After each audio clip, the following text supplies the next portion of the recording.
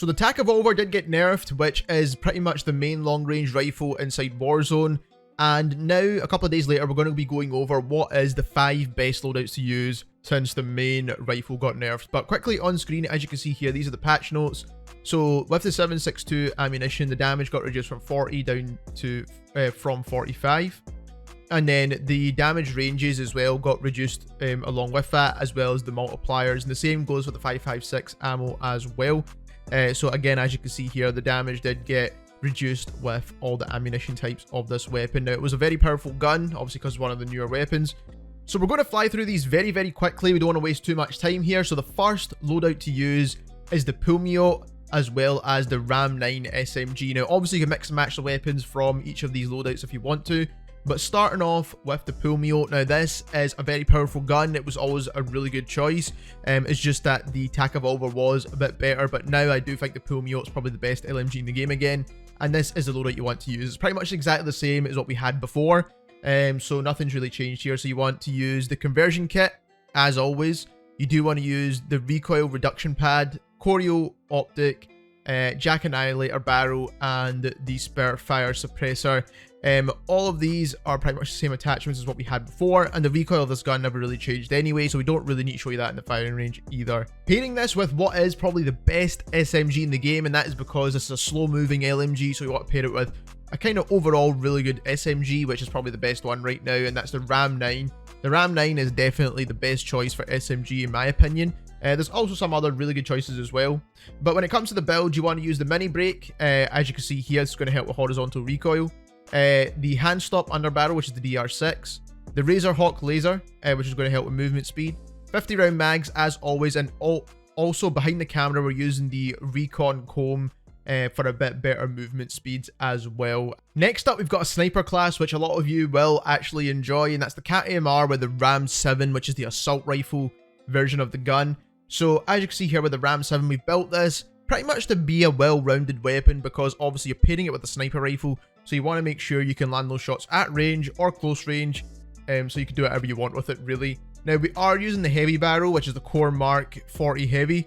You can also use this one here, which is the Headwind long barrel. This is also a really good choice as well. Gives you a bit better bullet velocity, but it doesn't give you any recoil control, so just keep that in mind. But it does help with aiming, idle stability, and firing stability. So it does give you a bit more control, but it doesn't really con the gun in terms of movement nearly as much as the Core Mark. So that is another option you do have there, and I do actually like this option as a sniper support as well. Spirit fire suppressor, once again, as always, you can use one of the muzzles instead to help with recoil a bit more, that don't keep you suppressed, but that is just personal preference. I do think you need the suppressor on here for using this weapon at all ranges. Brune heavy support grip, best underbarrel grip in the game. 60 round mags, just because you want to have the largest capacity. If you do want a bit more movement, you could go for 40, but I think when it comes to higher game modes, then you do need the 60 drum mags. And then we are using the HVS stock, which is going to help with recoil control once again. We are pairing this with the Cat AMR, which is the best long range rifle in the game and the only sniper rifle that can one-shot headshot at any range, so just keep that in mind. Now we are using the Sonic suppressor, which helps with bullet velocity and range, so just keep that in mind. We are trying to get the best possible bullet velocity out of this one. The Zang barrel, which again gives you the best bullet velocity. Again, this is what we're looking for. We are using the tactical stock pad, which helps with aim down sight speed, and it cons recoil, but recoil on a sniper is not important at all. This does help with aim down sight speed. You could also use the laser as well, actually, so you can use this laser here, which is the Razorhawk, which helps aim down sight speed and sprint to fire, and also aim walking steadiness. Aim walking steadiness isn't too important, but it does keep the laser visible, so that's the only reason I haven't chose that one.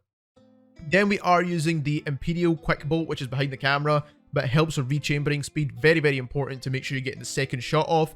Probably not as important as another sniper rifle, which I'll get onto in the next loadout, but if you do want to swap this attachment out, you can do that. I do think getting that second shot off is very important sometimes. And then we are using high velocity again for the best possible bullet velocity on the sniper. Again, this is going to be your long range sniper build. Now with the seasonal update, we did get a buff to the XRK Stalker, and that is what this build is based on. So the AMR9, which is a great sniper support option, and also the XRK Stalker, which is probably the best kind of close range sniper rifle, or the best kind of aggressive sniper rifle, if you want to call it, in the game. So AMR9 first, we'll get onto this build right here. Now you can swap some of these attachments to make it a bit more sniper support, but I prefer this build right here, which is my perfect build for the AMR9, and you can still land shots at range with this as well, by the way. So integral suppressor, which is the barrel here, this is the one that you can swap out for this one instead, which is going to help with bullet velocity and range. But keep in mind it cons sprint to fire, and sprint to fire on this gun in particular is actually very bad, so that's why we're not using it. So that is your other option there. Slimline Pro optic, because the irons on this gun are not great, but to be honest, I still prefer to use an iron sight on SMGs just because I free up that attachment slot. But this is probably what is the perfect overall build, right? We are using the Phantom Grip. Now, the Phantom Grip on this gun is amazing when it comes to hit with that sprint to fire. It's probably the best attachment to help with sprint to fire on this gun, so make sure you're using this one. 50 round mags, you can use the 100 rounds, but I think it's overkill, really, to be honest. And then we are using the DR hand stop under barrel for the movement speed bonuses there. Now, if I was to remove the optic, I would attach a laser on here, which is going to be this one right here, which is the Kimura laser. That's going to, again, help with sprint to fire and aim down sight speed. So moving on into the XRK Stalker build now. Aggressive sniping was dead in Warzone until they added this gun and made it a one-shot headshot up to its first damage range. So basically the way this gun works is that if you're in its first damage range, which is basically that 65.9 meters, which is at the top here, you can see, then you're going to get a one-shot headshot. Anything after that is not going to be a one-shot headshot, but this is actually a good range. It's good enough. If it was 100 meters, it'd probably be perfect, to be honest. But 70-ish meters is actually not too bad at all, so we could definitely work with that. Now, we are using the Sonic Suppressor, which is the suppressor right here, helps with bullet velocity and range. Fusion 60 barrel, which is the longest barrel. Razorhawk laser, which helps with aim down sight and sprint to fire. Both are very important for aggressive sniping, getting your gun down and getting the shots off really quick. We're using no stock, again, for aim down sight, sprint to fire, movement speed, all the movement bonuses that we need. And it does con idle sway, which is the only slight con with this attachment here.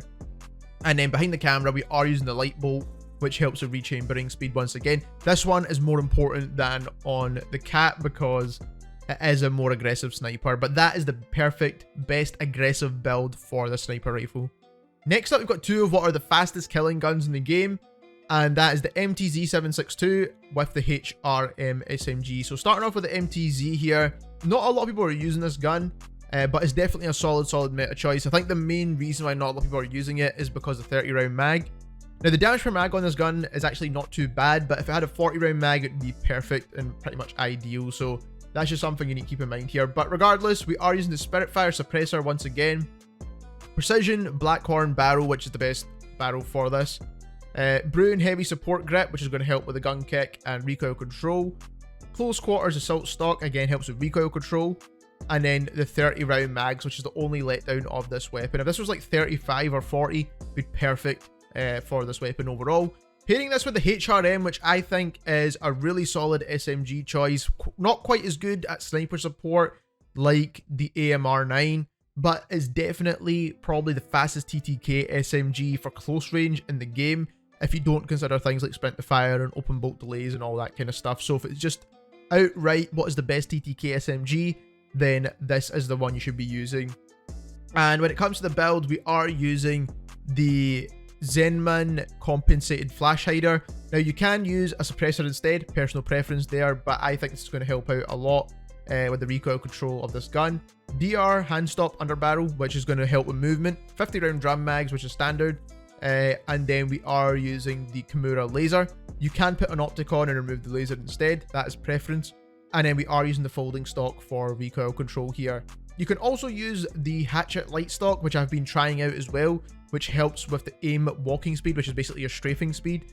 So this is actually quite useful as well. I think both of the stocks here are a really good choice.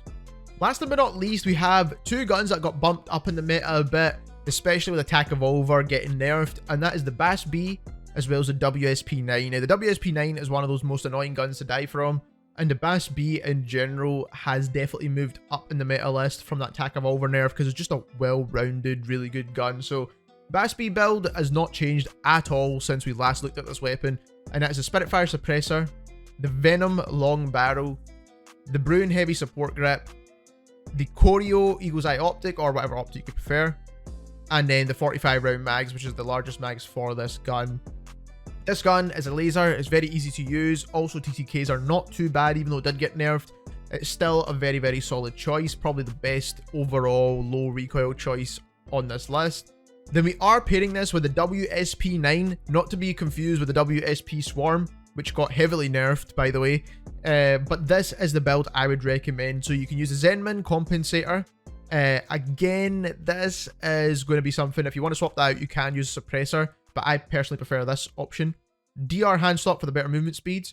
Low grain round, which is going to help with recoil control, but only cons damage range and bullet velocity, which is actually not too bad. We don't want to be conning recoil with this gun. 50 round mags, which is the largest capacity available. And then the no stock attachment. Now, the no stock does help with a lot of movement speed bonuses there. So it does increase the recoil of this gun, and that is why all the other attachments, more or less, are focused towards recoil control. But this gun absolutely slaps. The iron sights are actually pretty decent. It's not amazing, but it's definitely decent and usable. If you do want to remove any attachment, I recommend removing the underbarrel grip and putting on an optic. So that'll be the swap if you do like having optics on your SMG. So there we have it. Those are 5 loadouts you can use right now inside Warzone. If you enjoyed this video, don't forget to subscribe. Thank you very much for watching.